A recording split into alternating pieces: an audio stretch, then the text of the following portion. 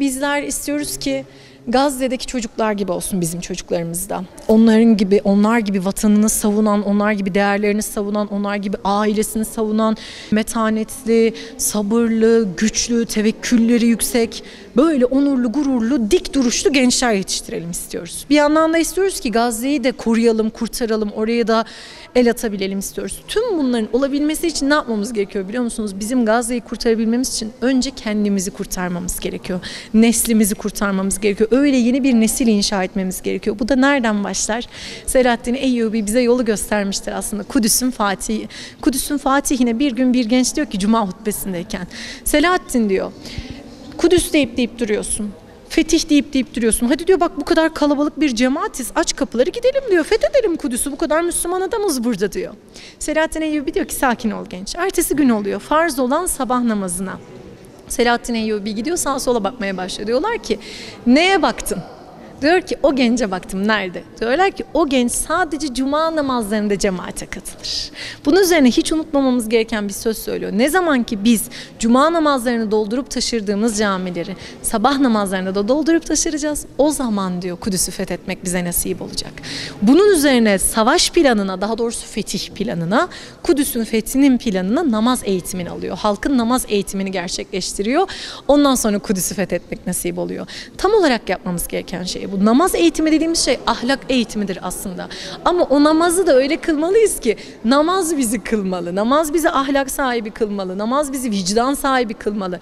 Bizim namazla ahlaklanan halimizi gören evladımız ya ben de namaz kılmalıyım. Namaz kılan bir insan böyle oluyorsa ben de böyle bir insan olmalıyım demeli. Bizi gören komşumuz, böyle bir teyze, böyle bir abla, böyle bir abi namazdan etkileniyorsa, İslam ahlakından dolayı böyleyse ben de böyle olmalıyım demeli.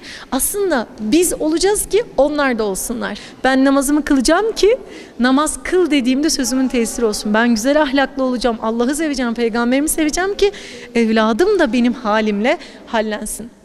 Yani çocuklarımızı kurtarmak istiyorsak, dünyayı kurtarmak istiyorsak önce kendimizi kurtaralım. Kendi kulluğumuzu kurtaralım. Sonra da evlatlarımızın kalbine değerlerimizi sevgiyle inşallah inşa edelim. Biz Efendimiz Aleyhisselatü Vesselam'ı o kalbe sokarsak Efendimiz Aleyhisselatü Vesselam zaten dünyadaki en nadide insandır. Ahlak abidesidir. Zaten onun gibi bir insan olmak için çabalarlar. O zaman bu sıkıntıların hiçbirisi kalmaz Allah'ın izniyle. 7 yaşına geldiğinde tuşa basacağım da namaza başlayacak değil. Efendimiz Aleyhisselatü Vesselam 7 yaşından önce ne yaptı? Oraya da bakmam lazım. Kalplere sevgi ekti. Yani o çocuk camiye geldiğinde, ayaklarının arasından geçmek istediğinde bacağını açıp müsaade eden bir peygamberden bahsediyoruz. Sen ne yapıyorsun ya deyip kızmadı. Sırtına çıkan torunlarına kızmadı. Sırtından aşağıya atmadı onları. Bekledi onların sırtından inmesini. Namaza bu şekilde devam etti. Arkada ağlayan bebek olduğunu duyunca namazı olan vaktinden daha kısa tuttu. Yani kalplerine çocukların sevgiyi ekti zaten. Ektikten sonra kendisi de o kalplere girdikten sonra 7 yaşında namaz kılmayı öğretmemiz gerektiğini söyledi. Biz çok acele ediyoruz ve aslında Efendimiz Aleyhisselatü Vesselam'ı anladığımız zannedip anlamıyoruz. Ona baksak onun olayı sevgi ve güvendi. Biz bunları yapıp ondan sonra yapabiliriz. Şimdi biz kızlarımıza diyoruz ki ergenlik çağına girdin başını ört. O yaşa kadar ne dedin sen? Dedin mi kızına namaz kıldığı zaman nasıl güzel oldu benim kızım? Evladımıza tesettürü güzelledik mi? Biz bunları yapmıyoruz, sonra diyoruz ki hadi bakalım başını ört. Ama Efendimiz Aleyhisselatü Vesselam hepsini kalplere ekti, ondan sonra emretti. Bizim de yapmamız gereken usul bu. Efendimiz Aleyhisselatü Vesselam söylemiş zaten, çocuğu olan onunla çocuklaşsın demiş. Karşımda bir çocuk var, ben bunu bileceğim, korkutarak değil sevdirerek öncelikle dini değerleri yerleştireceğim. Onunla oyunlar oynayacağım, kalbine gireceğim evladımın, onunla çok güzel bir şekilde bağ kurmalıyım. Yani oyunlar oynayacağım, evet. İşte onun yaşına uyacağım, evet, ama bir de kalbine gireceğim. Çünkü ben kalbine giremezsem anlattıklarım da kalbine giremez. Biz çocuklarımızın kalplerine girmezsek o boşluklar mutlaka dolar. Hayat boşluk kabul etmez. Başkaları o çocukların kalbine girer. O yüzden bizim iletişimimizin, bağımızın çok güçlü olması lazım. Yaptıkları hatalardan dolayı da evlatlarımızla duvar örmeyeceğiz. Şimdi ben en çok bunu görüyorum. Ergenler hata yapıyor. Aileler evlatlarıyla küsüyorlar. Hayır, ben küsersem, duvar çekersem git demiş olurum. O hataları öğrendiğin yerlere git. O kişilerle beraber ol demiş olurum. Son olarak da şunu söyleyeyim. Sadece aileyle olmuyor. Elbette çevre çok ehemmiyetli. İmam Hatip'e gönderdim. Kur'an kursuna gönderdim. Umduğum çevreyi bulamadım. Bu bir bahane değil. Elbette bizim imam hatiplerimiz, Kur'an kurslarımız çok güzel ama orada da farklı çocuklar olabilir. Zorlanan çocuklar olabilir. Benim yapmam gereken şey şu, oraya gönderip rahat etmek değil. Kendim ellerimle bir çevre inşa etmek.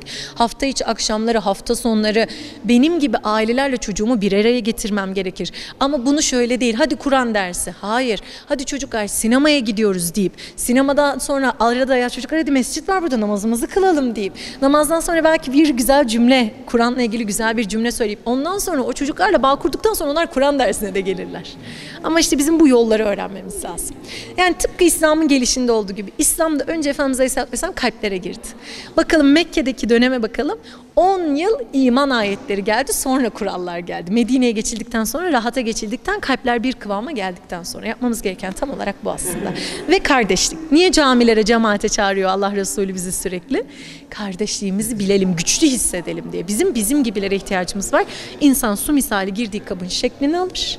Bizim iyi arkadaşlara, iyi dostluklara, iyi insanlarla beraber olmaya ihtiyacımız var. Bu çocuklar nereye gidiyor demek yerine bu çocukların nereye gittiğini ayet-i kerimenin bize söylediğini fark etsinler. Ne diyor ayet-i kerime? Ali İmran suresinde Allahu Teala Bismillahirrahmanirrahim. Eğer sen kaba ve katı kalpli olsaydın etrafından dağılıp giderlerdi diyor. Ben kaba ve katı kalpli olursam, ben İslamiyet'i bu şekilde anlatmaya kalkarsam ya da ben çocuğumun nelere maruz kaldığının hiç farkında olmayan bir ebeveyn olursam gider zaten evladım. Ama son bir şey daha söyleyeyim. Umutsuzluğa da kapılmasınlar. Hata ederiz. Kuldur hata eder. Her kul hata eder. Peygamberler dahi günahsızlık sıfatlarına, ismet sıfatına rağmen bize örnek olması için zelleler işlemiştir. Ne yapacağız? La taqnatu min rahmetillah. Yani Allah'ın rahmetinden umut kesilmez ayetini hatırlayacağız, gayret edeceğiz. Tövbe edeceğiz. Allah'ım ben hata ettim.